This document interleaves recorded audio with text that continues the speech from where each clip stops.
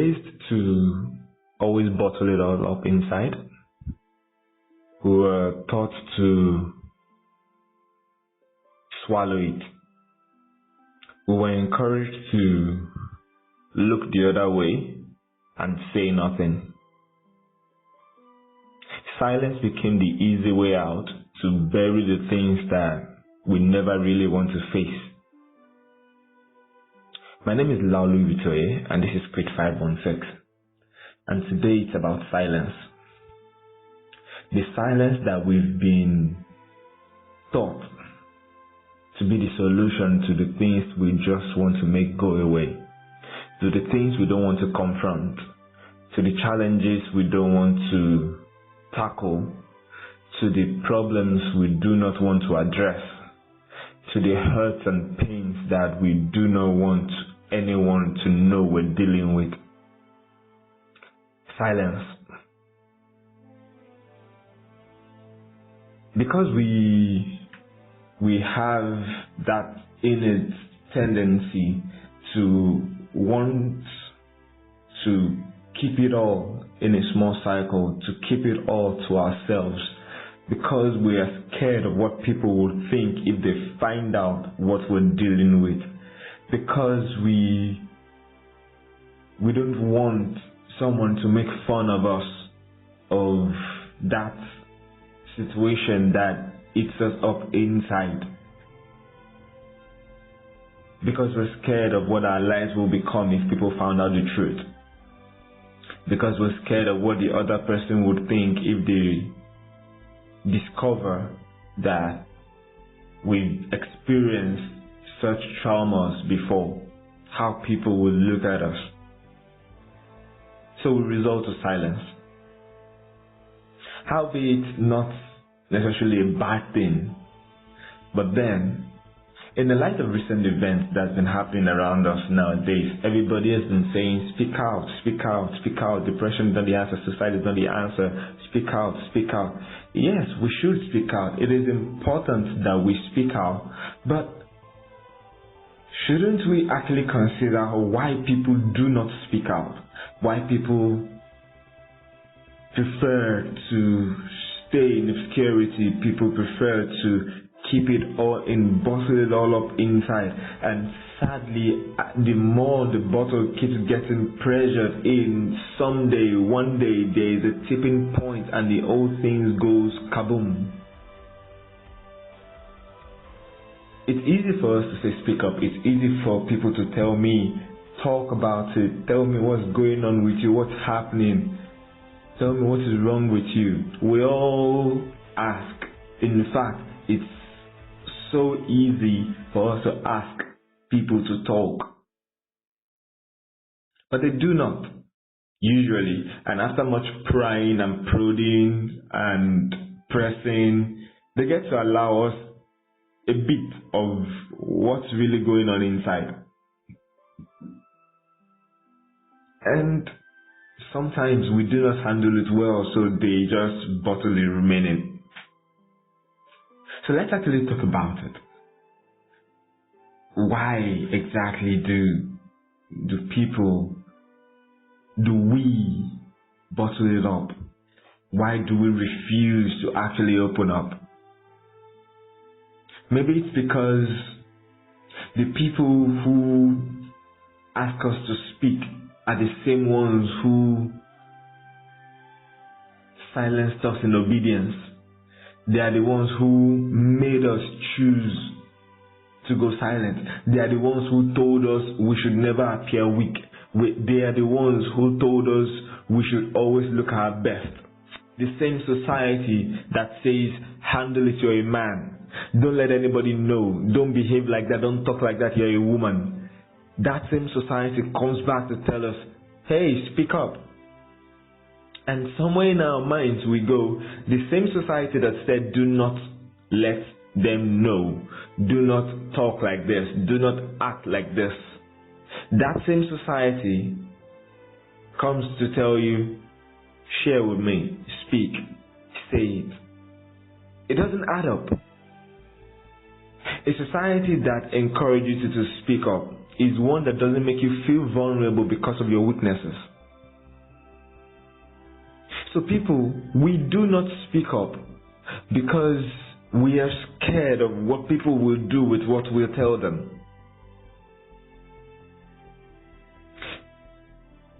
Silence kills from within. And sometimes it is the only solace we get to know that no one will use what is within to hurt us. But even though no one is hurting us in silence, the silence itself is what kills us.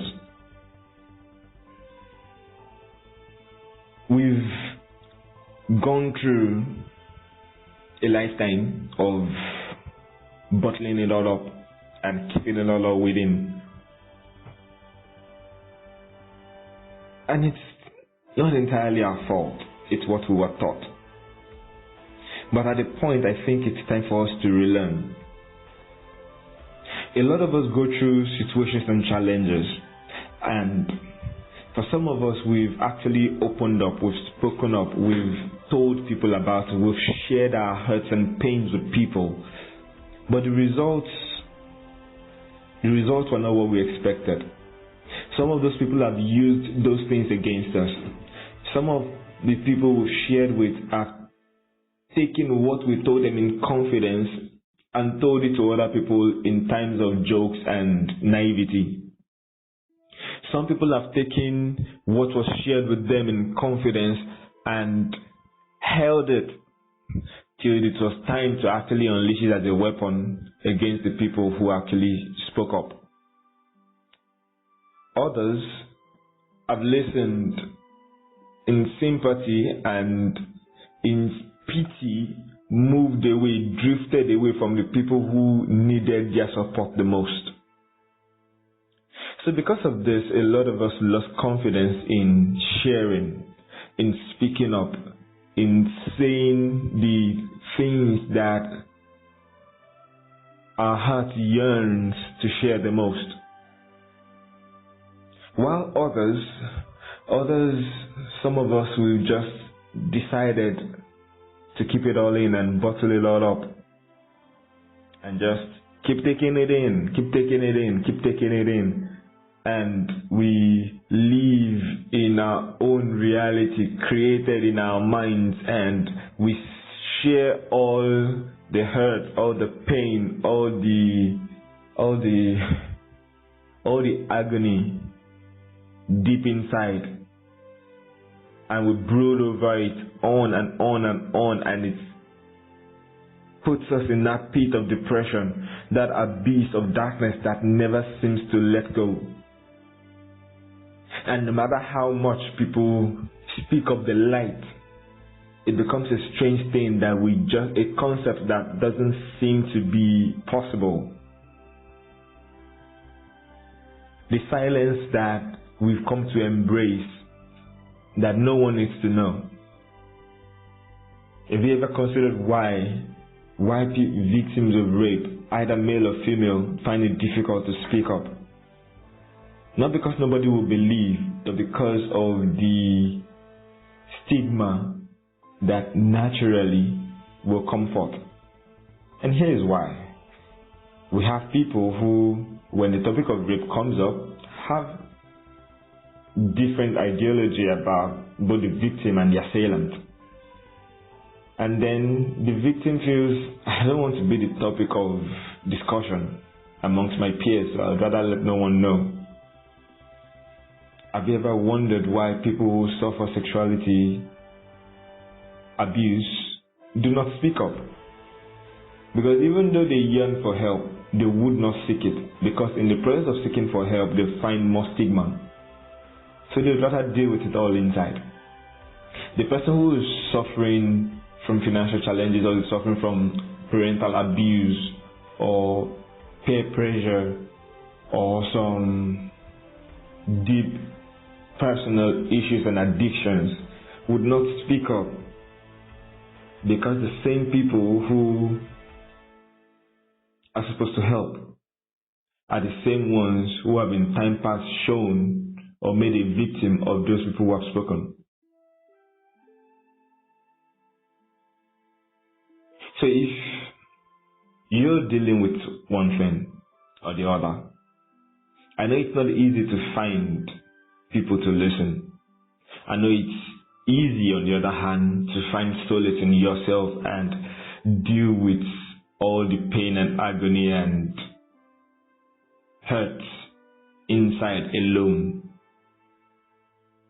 It's easy to just take all the pain for yourself. But also it doesn't make it any better. It doesn't make the situation any better. It doesn't make the challenges, the problems, the addictions, the confusion, it doesn't make it go away. And indeed, truly, there are people who would turn around and use it all against you. True. So I say that it's about time we begin to break the chains, we begin to break the cycle of hurt, of self-hurt, the cycle of silence. I'm glad that around us nowadays we begin to see people actually genuinely coming up to, first of all, show themselves vulnerable, then asking people to also be vulnerable to them.